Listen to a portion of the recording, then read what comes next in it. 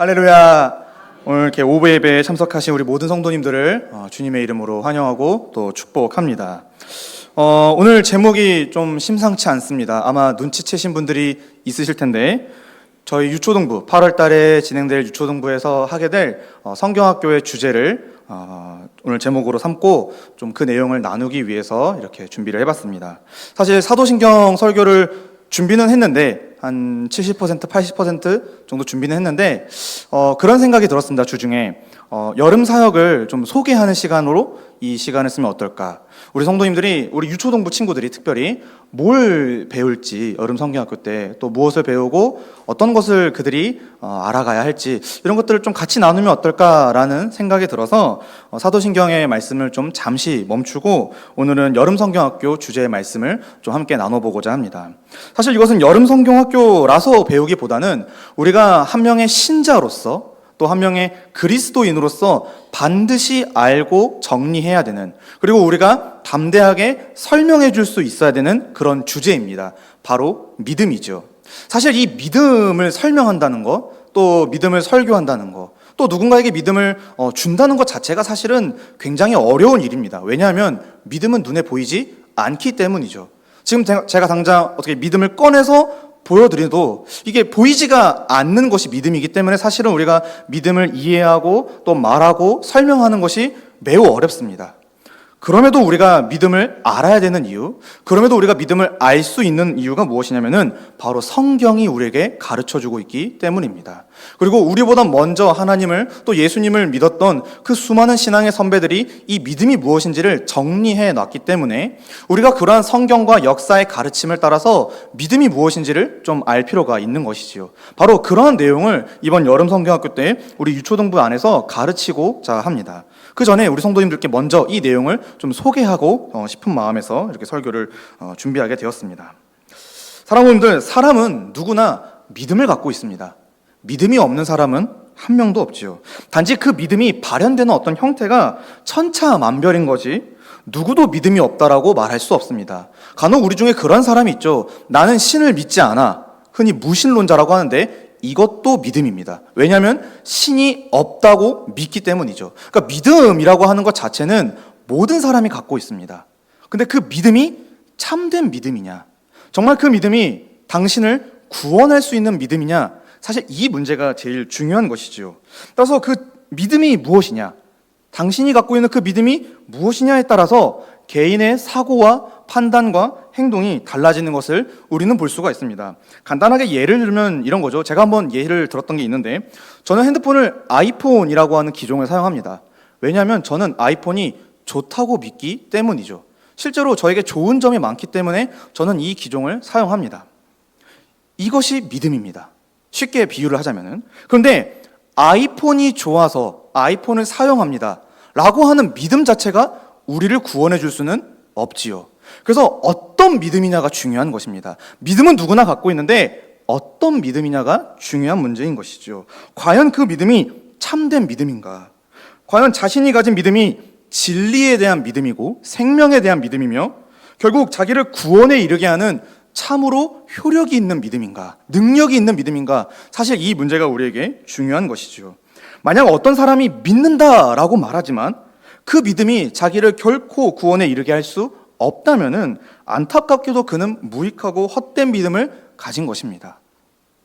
따라서 지금 이 순간 우리도 점검을 해봐야 됩니다.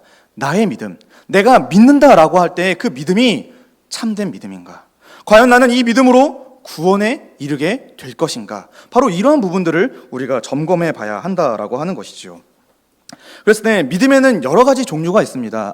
앞서 말씀드린 대로 이 믿음이라고 하는 것은 천차만별로 그 형태가 드러나는데, 믿음이라고 하는 글자는 동일합니다. 단어는 동일한데 각 사람이 가진 믿음이 동일한 것은 아닙니다. 현실적으로 사람들은 각각 다양한 믿음을 가졌습니다. 믿음의 대상도 다르고요, 형태도 다르고 정도도 다릅니다. 이것은 예수님이 지적하신 부분이기도 한데 4가지 땅에 떨어진 씨 비유를 통해서 우리가 알 수가 있습니다. 마가복음 4장 3절부터 8절 말씀에 좀 길지만 한번 읽어드리겠습니다. 들으나 씨를 뿌리는 자가 뿌리러 나가서 뿌릴새 덜어는 길가에 떨어짐에 새들이 와서 먹어버렸고 덜어는 흙이 얕은 돌밭에 떨어짐에 흙이 깊지 아니하므로 곧 싹이 나오나 해가 돋은 후에 타서 뿌리가 없음으로 말랐고 덜어는 가시떨기에 떨어짐에 가시가 자라 기운을 막음으로 결실하지 못하였고 덜어는 좋은 땅에 떨어짐에 자라 무성하여 결실하였으니 30배나 60배나 100배가 되었느니라 하시고, 지금 여기서도 예수님이 말씀하시는 것은 씨는 뿌려집니다. 말씀은 뿌려지는데 그 말씀에 대한 반응과 결과는 다르지요. 네 가지로 예수님께서 말씀하셨지만 결국 우리가 현실적으로 봤을 때는 굉장히 다양한 믿음의 모습들이 나타나는 것을 볼 수가 있습니다. 중요한 사실은 각각의 믿음이 그 내용과 기능에 있어서 다를 뿐만이 아니라 그 믿음이 가져다주는 결과도 다르다라고 하는 것입니다. 즉 모든 믿음이라고 해가지고 모든 믿음이 다 우리에게 구원의 선물을 주는 것은 아니다라고 하는 것이죠. 그러므로 우리가 가져야 될 믿음은 하나입니다. 참된 믿음. 과연 우리를 구원에 이르게 하는, 과연 우리에게 생명을 주는 그 참된 믿음이 우리가 가져야 되는 믿음이라고 하는 것이죠. 그것은 무엇입니까? 바로 성경이 가르치고 요구하며 역사에서 증명되었고 참으로 우리에게 구원의 은혜를 가져다주는 그런 효력이 있는 믿음, 그것이 바로 우리가 가져야 되는 믿음이다라고 하는 것입니다. 그래서 참된 믿음의 특징을 우리가 세 가지로 정리할 수 있는데 사실 앞서 말한 겁니다. 첫 번째로 참된 믿음이라고 하는 것은 성경적이어야 합니다. 왜냐하면 오직 성경만이 사람을 구원에 이르게 할 진리이기 때문이죠. 그러므로 성경이 말하고 요구하는 믿음, 그리고 이 성경에 대한 믿음만이 참된 믿음이다라고 우리가 말할 수 있겠습니다. 두 번째로 참된 믿음이다라고 하는 것은 역사적이어야 합니다. 이 말인즉슨 역사에서 확인되고 전수된 믿음, 오늘 내가 새롭게 발견한 그것을 믿는 것이 아니라 과거로부터 이어진 그 믿음, 바로 그 믿음이야말로 참된 믿음이라고 말할 수가 있는 것이죠. 교회가 역사적으로 신조와 신경, 오늘 우리가 고백했던 이 사도신경과 같은 것들을 만들어낸 이유가 바로 그 이유입니다. 역사적인 믿음이어야 하는 것이죠. 마지막으로 효력이 있어야 합니다. 반드시 효력이 있어야 하는 것이죠. 어떤 효력입니까? 바로 구원과 관련된 효력입니다.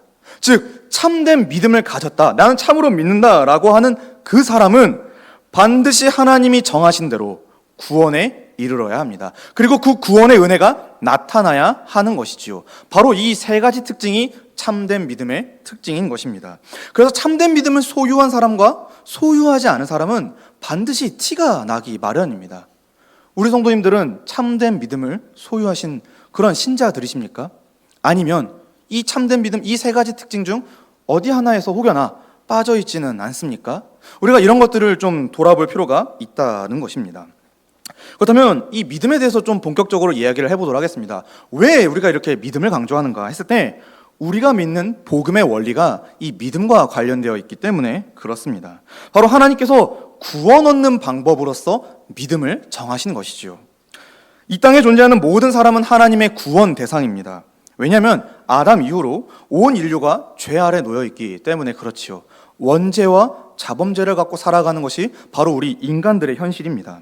그래서 문제는 누구도 스스로 구원할 수 없다라고 하는 것이죠. 아무리 내가 구원을 받으려고 해도, 아무리 내가 구원에 이르려고 해도, 아무리 내가 하나님께 나아가려고 해도 나에게서는 하나님께 나아갈, 하나님께 받으실 만한 그 어떤 것을 만들어낼 수가 없습니다.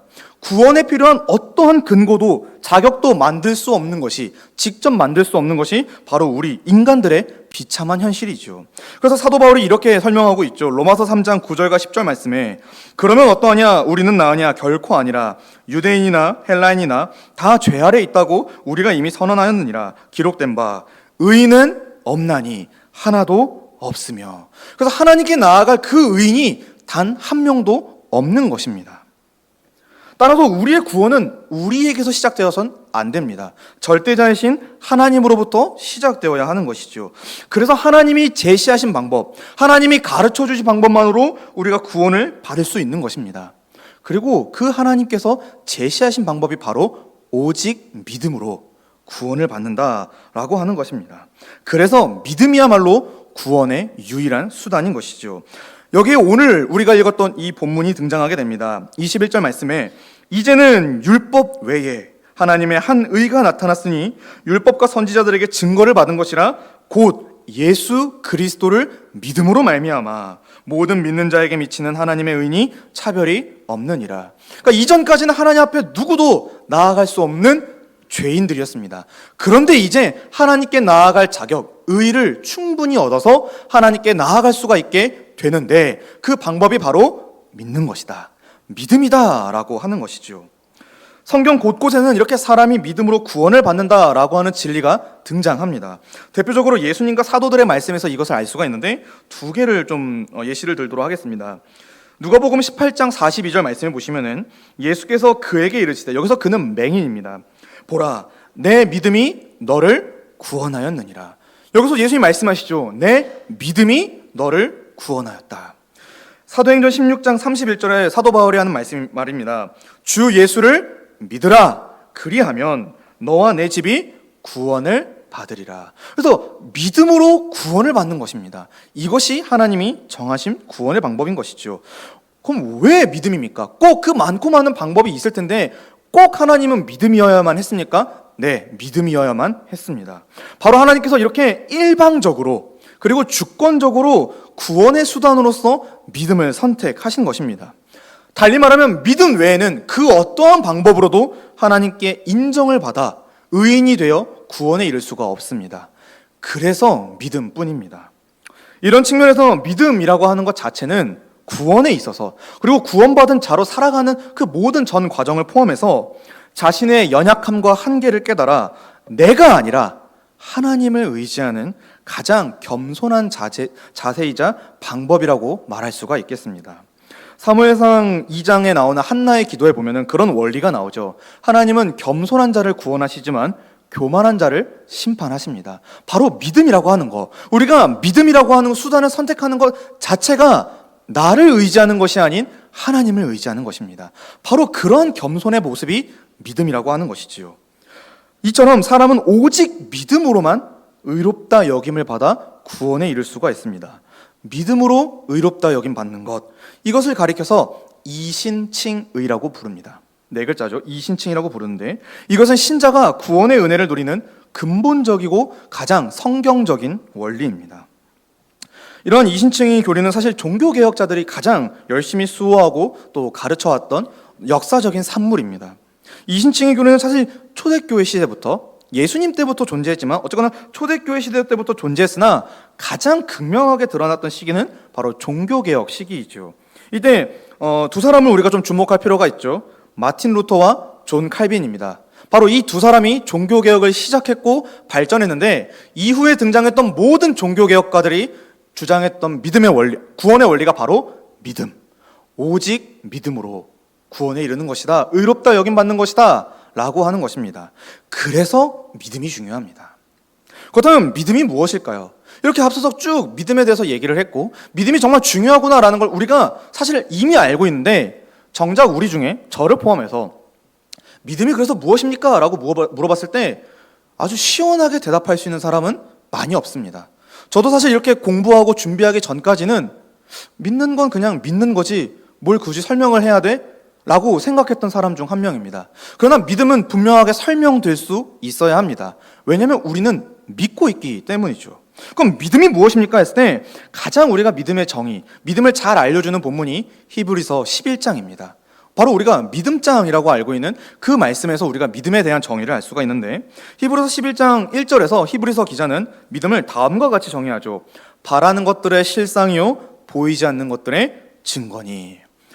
이걸 좀 더 쉽게 설명해보자면 설명해보자면은 믿음이라고 하는 것은 우리가 바라는 것들이고 근데 그것은 분명히 보이지가 않습니다. 그러나 우리는 그것이 객관적으로 실제한다, 존재한다는 그것을 확신하고 그래서 지금 내가 살아가는 지금 이 순간에 현존하게 하는 것, 실존하게 하는 것, 그래서 증거가 되는 것, 이것이 바로 믿음입니다. 더 어려워진 것 같네요. 좀 더 쉽게 설명하자면 믿음이라고 하는 것은 보이지 않는 것을 보는 것이 믿음입니다. 그리고 보이지 않는 것을 보이게 만드는 것이 믿음입니다. 우리는 삼위일체 하나님을 믿습니다. 사도신경을 통해 매번 고백하죠. 근데 삼위일체 하나님은 영으로 계신 분이기 때문에 눈으로 보이지가 않습니다. 근데 우리가 어떻게 믿을 수가 있습니까? 바로 그 믿음이라고 하는 것이 우리로 하여금 영원하신, 그러나 눈에 보이지 아니하시는 그 하나님, 삼위일체 하나님을 바라보게 만드는 것입니다. 그래서 믿음이라고 하는 것 자체는 우리로 하여금 보이지 않는 영원한 것을 소망하게 하고 바라게 하지만, 그래서 그것이 우리 삶 가운데 우리의 어떤 행실로, 우리의 어떤 말로, 우리의 어떤 판단으로, 우리의 어떤 살아가는 그 모든 과정으로서 드러나게 되는 것, 이것이 바로 믿음입니다. 예시를 이 말씀으로 들면 좋을 것 같아서 한번 가져와 봤는데, 베드로전서 1장 8절 9절 말씀에 예수를 너희가 보지 못하였으나 사랑하는도다, 이렇게 말하고 있죠. 이들은 분명히 수신자들은 보지 못했습니다, 예수님을. 그런데 그들에게서 보이는 반응은 무엇입니까? 사랑하는도다. 이것이 바로 믿음이라고 하는 것이죠. 이제도 보지 못하나 믿고 말할 수 없는 영광스러운 즐거움으로 기뻐하니, 믿음의 결국, 이것을 지금 베드로는 믿음이다, 믿음의 결국이다, 이렇게 설명을 하고 있는 것이죠. 영혼의 구원을 받음이라. 보지는 못하지만 그러나 그것이 실제로 존재하고 있고, 그것을 나는 확신하고, 그래서 나는 그것을 충분히 보여줄 수 있는 것, 이것이 바로 믿음이다라고 하는 것입니다. 따라서 우리는 믿음을 다음과 같이 새롭게, 사실 성경에 있는 이야기지만 다시금 정의해 볼 수 있을 것 같습니다. 믿음이란 분명한 지식에 근거한 신뢰입니다.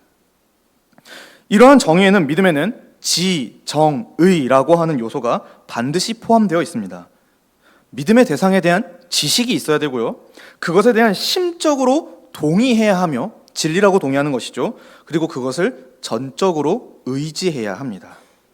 그래서 우리는 믿음을 단순히 어떤 대상에 대한 막연한 기대와 신뢰, 혹은 경험적으로 갖게 되는 가치관, 더 나아가 단순히 이 세상에 존재하는 어떤 종교에 대한 신념, 믿음, 신뢰, 이 정도로만 생각해서는 안 된다라고 하는 것이죠. 이것은 모두 믿음이 갖는 의미와 가치를 너무 낮게 여기는 것입니다. 우리는 믿음을 분명하게 말할 수 있어야 됩니다. 분명한 지식에 근거한 신뢰다. 나는 내가 무엇을 믿는지 알고 있고, 그것이 진리인 줄로 확신하며 나는 그 진리를 너에게 보여줄 수 있다. 이것이 바로 믿음이다라는 것입니다. 그렇다면 이런 믿음은 도대체 어떻게 가질 수 있을까요? 쉽게 생각하면 믿음이라고 하는 것은 도대체 어떻게 출발하는 것일까요? 흔히 믿음은 자기 자신에게서 시작된다라고 생각을 합니다. 이런 것이죠. 내가 믿었잖아. 맞죠? 내가 믿은 거죠. 근데 그래서 당연히 내가 믿었기 때문에 구원받는 거다라고 생각을 하는데, 그러나 우리는 스스로 믿음을 만들 수가 없습니다. 앞서 말씀드렸죠. 우리는 전적으로 무능력한, 아주 의지도 없는 죄인이라는 사실을요. 그래서 우리에게 이 믿음이 시작되는 것처럼 보일지라도 성경이 말하는 참된 믿음, 우리를 정말 구원에 이르게 하는 그 믿음은 100% 외부에서, 밖에서, 내가 아닌 저 밖에서 주어지는 것이다 라는 것이 성경에서 설명인 것입니다. 그래서 성경은 이것을 다음과 같이 설명을 합니다. 믿음이란 은혜로 말미암은 하나님의 선물이라. 에베소서 2장 8절 말씀에 너희는 그 은혜에 의하여 믿음으로 말미암아 구원을 받았으니, 이것은, 이 믿음으로 구원 얻는 것을 말하는데, 이것은 너희에게서 난 것이 아니라 하나님의 선물이라. 그래서 달리 표현하자면은 이 믿음이라고 하는 것 자체는 하나님의 일방적이고 주권적인 은혜와 역사로 말미암아 우리 안에 생겨나는 그러한 호의, 선물이다라는 것이 성경의 가르침입니다. 그래서 이것은 우리가 만드는 것이 아니라 하나님이 만들어 주시는 것이죠. 그리고 그 믿음으로 말미암아 구원을 우리가 받게 됩니다. 그럼 우리의 구원은 100% 누구의 일입니까? 하나님의 일입니다. 하나님이 믿음을 주셨고, 그리고 그 믿음으로 우리를 구원해 내시는 것이죠. 그래서 우리의 구원은 처음부터 끝까지 100% 하나님의 일입니다. 하나님의 역사하심의 증거가 바로 우리의 구원이라고 하는 것이죠. 그러나 우리는 오해하지 말아야 합니다. 믿음을 이러한 하나님의 일방적이고 주권적인 일로 여길 때 우리의 역할과 책임이 사라지는 것은 결코 아닙니다.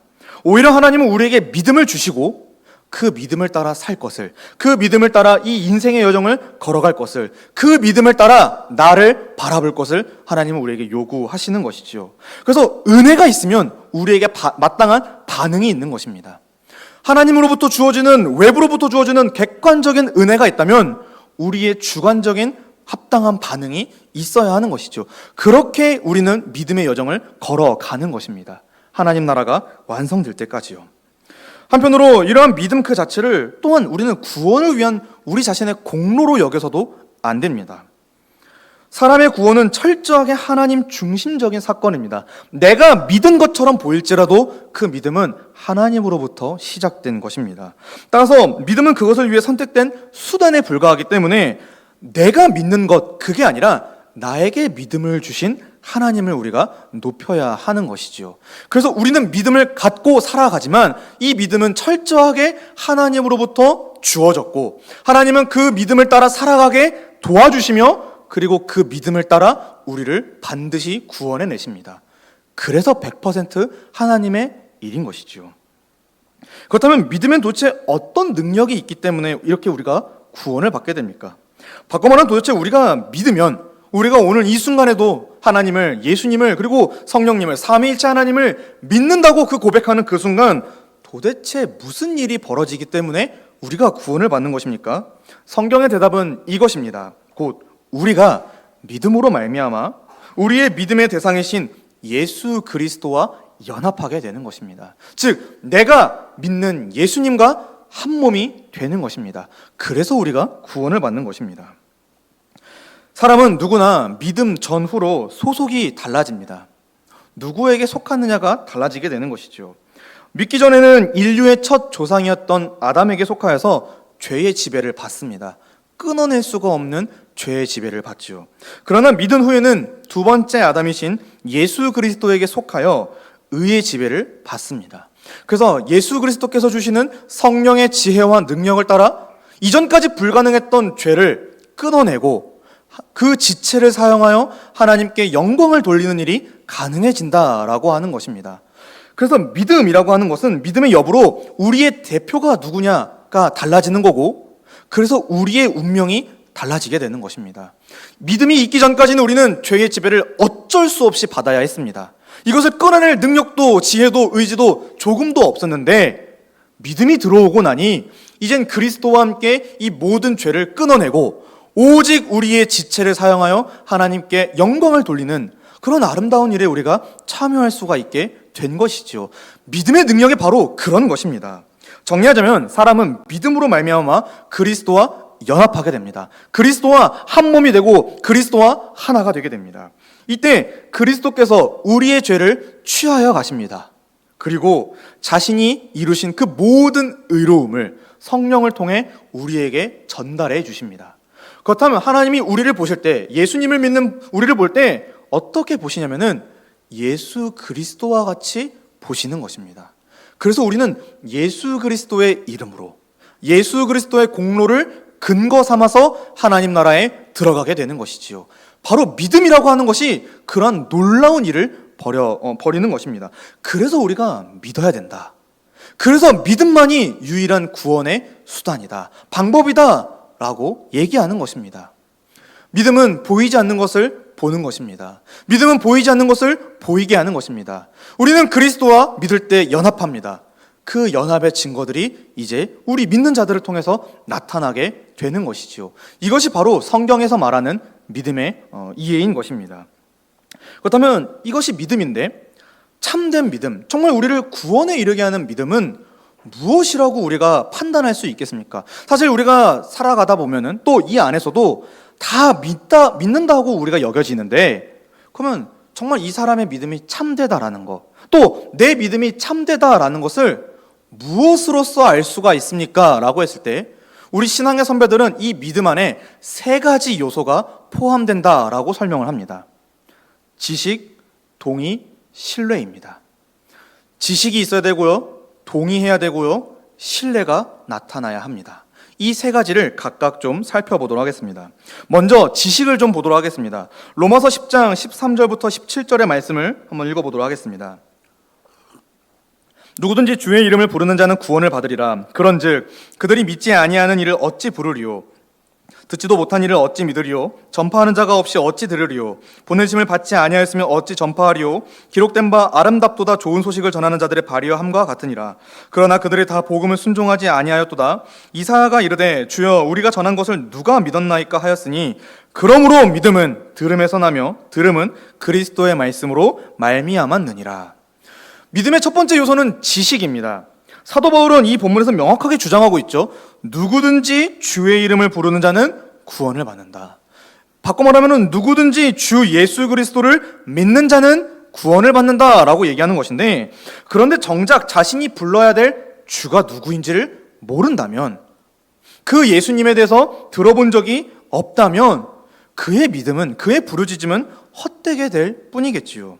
이처럼 참된 믿음이라고 하는 것은 믿음의 대상에 대한 분명한 지식에서부터 시작됩니다. 즉, 내가 뭘 믿는지를 알아야 그게 믿음이라고 말할 수가 있는 것이죠. 앞서 제가 아이폰을 좋아해서 아이폰을 사용한다고 말씀드렸는데, 아이폰이 무엇인지도 모른 채 아이폰을 저는 사랑합니다, 좋아합니다라고 말하는 것은 굉장히 모순적인 문장이죠. 마찬가지로 우리가 믿습니다라고 말할 때 그 믿는 게 무엇인지를 잘 아는 것이 믿음의 시작입니다. 그렇다면 우리가 믿음을 위해서 가져야 될 지식은 무엇입니까? 우리가 믿어야 될 대상 혹은 진리는 무엇입니까? 이것은 성경 66권의 내용이 또 그 핵심이 무엇인지를 질문하는 것과 같은데, 바로 예수 그리스도를 중심으로 이 성경 66권에 나타난 하나님의 복음이 우리의 믿음의 대상입니다. 바꿔 말하면 우리 모든 성도님들은, 저를 포함해서 성경 66권에 나타난 이 하나님의 복음이신 예수 그리스도를 알아야 하는 것이지요.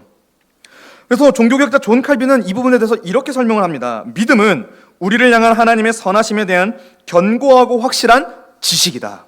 이 지식은 그리스도 안에서 거저주신 약속의 진리에 기초하는 것으로서 성령을 통해서 우리의 마음에 계시되고 우리의 심장에 새겨진다. 그래서 그리스도에 대한 지식이 있어야 합니다. 그럴 때 구원 얻는 믿음, 우리를 구원하는 믿음이 시작되는 것이죠.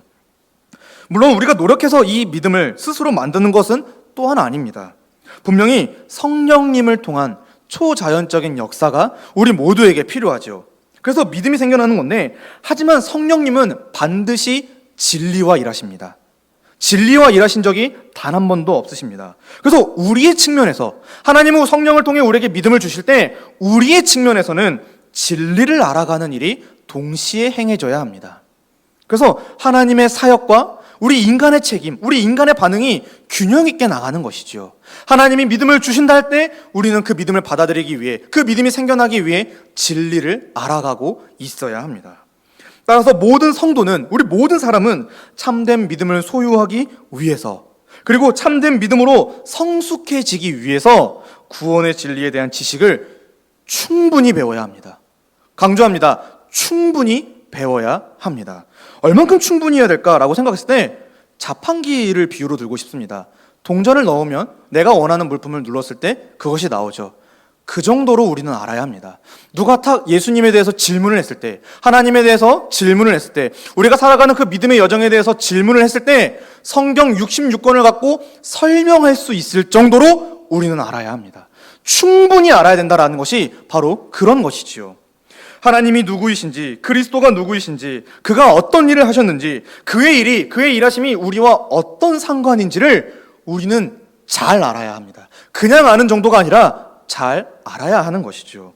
그러므로 교회에서 행해지는 모든 예배와 양육은 대단히 귀한 일들입니다. 왜냐하면 성도는 이 예배와 양육을 통해서 성경의 진리, 특히 이 예수 그리스도에 관한 진리를 풍성히 배울 수 있기 때문입니다. 진리를 배우면 믿음이 시작이 됩니다. 그리스도를 알면 알수록 우리의 믿음은 더 견고해집니다. 그리고 그 믿음으로 확실하게 구원을 받게 되는 것이지요. 그래서 믿음은 지식이 있어야 합니다. 두 번째 요소를 살펴보도록 하겠습니다. 동의입니다. 누가복음 24장에 보면은 엠마오로 가는 두 제자의 이야기가 나옵니다. 그 사건들을 전체를 다 이제 소개할 건 아니고요. 엠마오로 가던 두 제자는 부활하신 예수님을 만나게 됩니다. 예수님은 그들의 믿음의 상태, 믿음에 적은 것을 지적하셨고, 모세와 모든 선지자의 글로 시작하여 자기에 관한 성경의 모든 것을 자세히 설명해 주십니다. 그러자 그들의 반응이 이것인데, 누가복음 24장 32절 말씀에 그들이 서로 말하되 길에서 우리에게 말씀하시고 우리에게 성경을 풀어주실 때에 우리 속에서 마음이 뜨겁지 아니하더냐 라고 반응을 하고 그들이 제자들에게 돌아가 예수님의 부활 소식을 알려주게 됩니다. 이 땅에 존재하는 사람이라면 누구라도 한 번쯤은 성경의 이야기를 듣습니다. 가령 예를 들어 하나님이 세상을 창조하셨다라고 하는 사실이죠.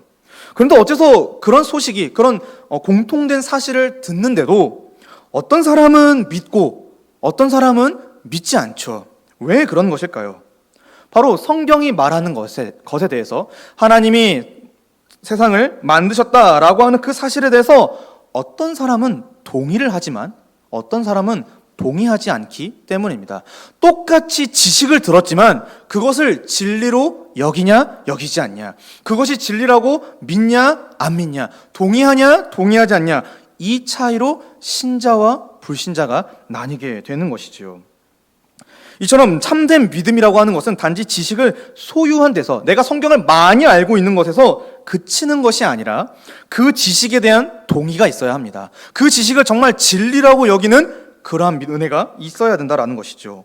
구체적으로 말하자면 성경 진리에 대한, 성경 자체에 대한 지식을 습득할 뿐만이 아니라 마음속 깊은 곳에서부터, 엠마오로 가던 이 두 제자와 같이 마음속에서부터 뜨거워져 그것이 정말 진리인 줄을 확신하는 그런 역사가 있을 때 그것을 참된 믿음이다 라고 말을 하는 것입니다. 진리로 받아들일 수 있어야 된다라는 것이죠. 단 이러한 동의라고 하는 것 역시도 지식과 마찬가지로 결코 우리 스스로 이뤄내는 것은 아닙니다. 이것마저도 성령님이 초자연적으로 역사해 주셔야 합니다. 우리가 아무리 믿고 싶어도 하나님이 허락하지 않으면 믿을 수가 없는 것이지요. 그래서 여기 계신 분들, 저를 포함해서 여기 앉아 계셔서 하나님을 예배하는 우리는 참 놀라운 자들입니다. 어떻게 그 성경의 진리를 믿습니까? 어떻게 그 성경의 진리를 동의하여서 우리가 이 교회 안에서 신앙생활하고 직분을 감당하고 사역을 감당하고 있습니까? 그러니까 우리가 여기 앉아 있는 것 자체가 이미 기적 중에 기적인 것이지요. 그래서 성령님께서 각 사람 속에 내주하시면서 그가 들은 말씀을 이해하고 깨달아 믿도록 이끄시는 것입니다. 그래서 믿음은 하나님의 선물입니다. 마지막 세 번째 요소를 살펴보도록 하겠습니다. 세 번째는 신뢰입니다. 야고보서 2장의 말씀을 먼저 읽어보도록 하겠습니다. 야고보서 2장 17절부터 19절 말씀인데, 이와 같이 행함이 없는 믿음은 그 자체가 죽은 것이라. 어떤 사람은 너는 믿음이 있고 나는 행함이 있으니 행함이 없는 내 믿음을 내게 보이라. 나는 행함으로 내 믿음을 내게 보이리라 하리라. 내가 하나님은 한 분이신 줄 아는 줄을 믿느냐? 잘하는도다. 귀신들도 믿고 떠느니라. 여기서 야고보는 다소 충격적인 주장을 합니다. 바로 행함이 없는 믿음은 그 자체가 죽은 것이다 라고 설명을 하는 것이죠. 이것은 우리가 알고 있는 지식, 그리고 앞서 계속해서 들어왔던 지식과 많이 부딪힙니다. 어떤 부분에서요? 분명히 우리는 믿음으로 구원받는다라고 말을 했는데 왜 이 야고보는 행함이 없으면 죽은 것이다 라고 말을 하는 것인가? 마치 행위 구원을, 어떤 우리가 노력하는 일로서 구원을 받는다라고 말하는 것처럼 보이는데, 실제로 이러한 야고보의 주장은 성경 전체에 믿음으로 구원받는다라고 하는 사실에 위배되지 않습니다. 이런 것이죠. 믿는 자 중에, 우리 중에서도 마찬가지일 텐데, 믿는 자 중에서 얼마든지 표면적인 믿음을 가질 수 있습니다.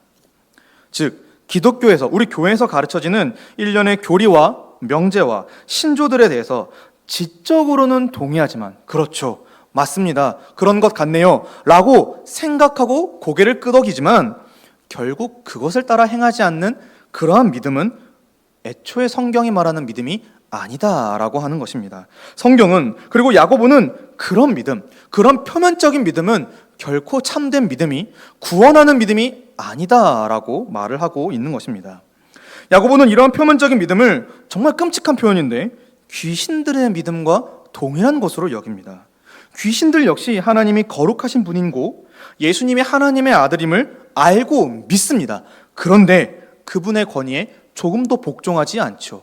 바로 우리가 경계해야 되는 믿음, 우리가 참된 믿음이라고 볼 수가 없는 믿음이 바로 이러한 표면적인 믿음입니다. 결국 참된 믿음이라고 하는 것 자체는 자신이 알고 확신한 바에 전적으로 의지하는 것입니다. 하나님의 말씀과 그리스도의 가르침에 자신의 삶과 영혼을 완전히 기대는 것이지요. 그분이 요구하신 대로 살 수밖에 없는 것, 이것이 바로 믿음이다라고 하는 것입니다. 그런 말이 있죠. 명예가 밥을 먹여주냐? 우리는 말씀이 우리 가운데 양식을 먹여주는 줄로 믿고 살아가는 것입니다. 그래서 우리 가운데 양식이 없더라도, 우리 가운데 뭐가 조금 부족하더라도, 그러나 하나님의 말씀이면 충분하다. 이것이 바로 믿음이다라고 하는 것이죠. 그래서 믿음과 우리의 행위는 언제나 떨어질래야 떨어질 수가 없는 그런 복잡한 관계인 것입니다. 그랬을 때 행실, 우리가 행하는 그 모습들은 우리의 구원의 조건은 아닙니다. 그런데 우리가 구원받았다라고 하는 것을 알고 보여주는 증거는 될 수가 있겠죠. 이처럼 믿음이라고 하는 것은 분명히 지식과 동의가 있어야 되고 그것에 신뢰하며 살아가는 모습이 나타나야 합니다. 이러한 믿음과 행실의 관계, 행위의 관계는 예수님 역시도 말씀하셨습니다. 마태복음 7장에 보시면은 나더러 주여 주여 하는 자마다 다 천국에 들어갈 것이 아니라 아버지의 뜻대로 행하는 자가 들어가는 것이다 라는 예수님의 말씀이 있죠. 예수님은 아버지께서 정하신 때와 시기에 반드시 재림하실 것입니다.